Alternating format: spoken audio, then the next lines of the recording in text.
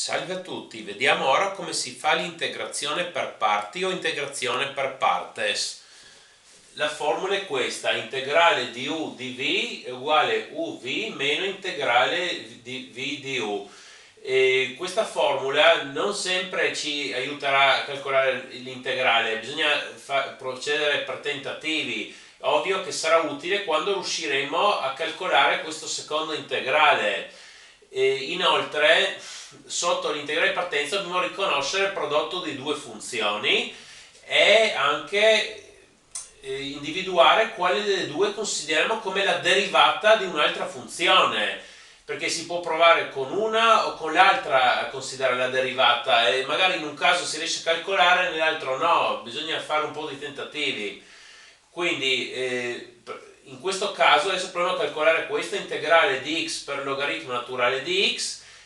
Prendiamo u come logaritmo naturale di x e consideriamo x invece come la derivata di un'altra funzione. Quindi scriviamo dv è x dx. Allora qua abbiamo u è logaritmo naturale di x, du è 1 su x dx. La derivata di logaritmo naturale di x è 1 su x. La primitiva della funzione x è x al quadrato mezzi, quindi la nostra funzione v sarà x al quadrato mezzi. Quindi procediamo usando la formula u per v, logaritmo naturale di x per x al quadrato mezzi, meno integrale di v di u, quindi x al quadrato mezzi per 1 su x dx. Qua si va anche a semplificare. Ok, questo lo riscrivo in un altro modo: un mezzo x al quadrato logaritmo naturale di x meno, e adesso sotto l'integrale abbiamo un mezzo x, un mezzo lo portiamo davanti e abbiamo da calcolare semplicemente l'integrale di x, che lo sappiamo fare, x al quadrato mezzi. E quindi sono già praticamente arrivato alla soluzione. Qui soltanto raccolgo un mezzo x al quadrato da entrambi i termini e ho trovato l'espressione per integrale che cercavo.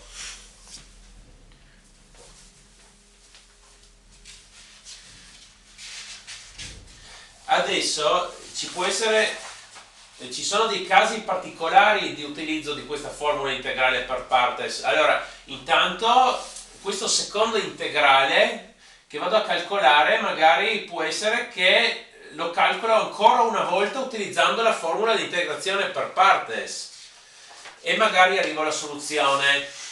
Però esiste anche un altro caso più particolare in cui facendo questo, che questo secondo integrale lo calcolo ancora una volta con la regola di integrazione per parti, che poi alla fine ritorno ad avere un integrale uguale all'integrale dal quale sono partito. Però questo in realtà va bene, perché poi io posso portare dall'altra parte questa integrale e li sommo entrambi e quindi trovo un'espressione. Adesso vediamo nel dettaglio. Allora, dobbiamo calcolare l'integrale di coseno x per e alla x. Pongo u come e alla x, la funzione che è la derivata di un'altra funzione coseno di x, dv è coseno x di x. Calcolo qua du è e alla x di x, la derivata di e alla x è uguale a se stessa. E qua la primitiva della funzione coseno è la funzione seno. Ok, e quindi qui uso la regola quindi uv e alla x seno x meno integrale v di u seno x per e alla x di x. E adesso uso la regola di integrazione per parti su questo secondo integrale. Quindi riscrivo, adesso questi non sono gli u e i v di prima, questi. Applico qua e scelgo come u e alla x e come dv e seno x di x. Faccio la stessa cosa, va bene. Du, trovo la primitiva di seno di x che è meno coseno di x e uso ancora una volta la formula di integrazione per parti. Allora, qua ricopio questo termine, e alla x seno x, boh, ho solo cambiato l'ordine, meno, e adesso metto una parentesi perché al posto di questo integrale uso la formula integrazione per parti con queste altre scelte. Quindi ho uv meno coseno x e alla x meno integrale di v di u meno coseno x e alla x di x. Adesso qui elimino la parentesi, quindi meno meno mi dà più, e attenzione qua perché ho questo meno che va fuori integrale, diventa un più, però poi c'è ancora questo meno, allora diventa un meno. E allora, come dicevo prima, questo integrale che ho trovato qui è uguale all'integrale di partenza, lo porto dall'altra parte e allora sto sommando due integrali che sono uguali tra loro, e a destra ho questa espressione dove, vabbè, adesso non era importante per capire la regola, comunque qua si può raccogliere e alla x. E semplicemente se io sommo due cose uguali ho due volte quella cosa, allora due volte quell'integrale è questa espressione, e divido tutto con 2 e allora ho trovato quanto vale il mio integrale, e questa espressione diviso 2 oppure moltiplicato per un mezzo.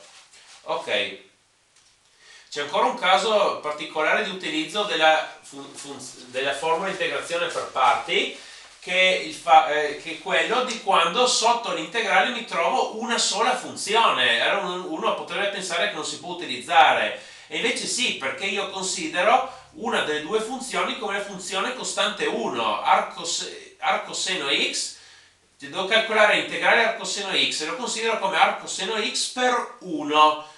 Vabbè, quindi faccio la scelta di mettere u che è arcoseno x e dv che è 1 di x. Qui du è questo, meno 1 su radice di 1 meno x al quadrato di x, la derivata di arcoseno x è proprio questa espressione, e vabbè, la primitiva della funzione 1 è funzione x.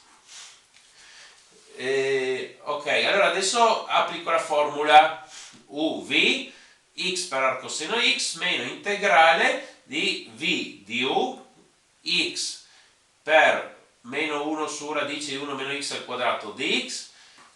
Adesso proseguo qui, boh, x arcoseno x, e questo radice di 1 meno x al quadrato che sta a denominatore lo scrivo come 1 meno x al quadrato tutto elevato alla meno un mezzo, e qui ho ancora questo x per meno 1 meno x. E adesso cosa voglio utilizzare qui per calcolare? Voglio utilizzare questa formula integrale di derivata di f per f elevato all'alfa è uguale a f all'alfa più 1 fratto alfa più 1 tutto più costante, e infatti qua ho una f di x a una certa potenza, un esponente, e qui devo far comparire la derivata di f. Beh, ma quanto è la derivata di 1 meno x al quadrato? È meno 2x, io qui ho meno x, allora moltiplico con un mezzo per 2, un mezzo lo porto davanti all'integrale, il 2 lo lascio qui, e così questo è un integrale esattamente di questa forma, e quindi si può calcolare che è proprio, allora un mezzo, no scusate, meno un mezzo più 1 è un mezzo, allora trovo 1 meno x al quadrato è un mezzo fratto un mezzo, che poi un mezzo si semplifica, e quindi vabbè, poi 1 meno x al quadrato è un mezzo lo scrivo come radice di 1 meno x al quadrato, e allora ho trovato un'espressione per arcoseno di x, per l'integrale dell'arcoseno di x. Quindi ho finito. Per favore mettete un mi piace e iscrivetevi, grazie.